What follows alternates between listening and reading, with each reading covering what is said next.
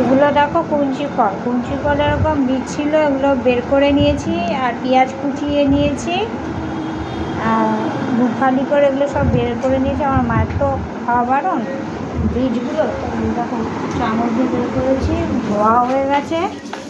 আর এখানে রাখো তেল গরম করে কালো জিরা শুকনো লঙ্কা ফোড়ন দিয়ে যেটুকু কাটা হয়েছিল সেটুকু কুঞ্চি ফল পেঁয়াজ দিয়ে দিয়েছি আর বাকিগুলো এই কেটে দিয়ে দিচ্ছি।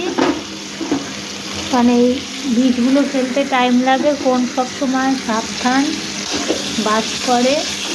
এইটা পুরো ভাজা হবে, নুন হলুদ যেহেতু আমি দিয়ে দিয়েছি।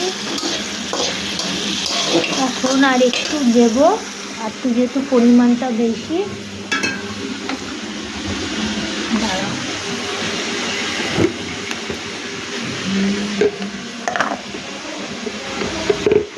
সুগারের পেশেন্টে খাওয়া ভালো, তোমরাও খেতে পারো, সবাই খেতে পারো, খেতে ভালো লাগে। কুচি কুচি করে কেটে নিতে পারো, যখন সময় নেই তো মায়ের খিদাও পেয়ে যাবে। তো একটু সামান্য নোংরানো নুন দিয়েছে, একটু ভাজা ভাজা হবে।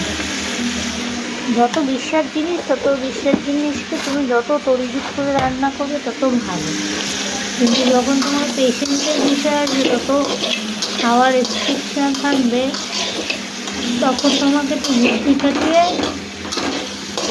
হালকা তেল মশলা দিয়ে কাজটা সারতে হবে। এটা টোটাল মজে আসবে, পুরো ভাজা ভাজা হয়ে যাবে।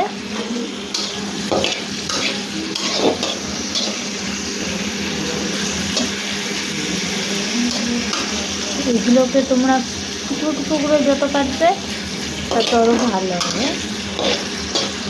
তো এটা মজে বা যেটুকু হবে এইটুকু হয়ে যাবে। এখন রাখি, টাটা।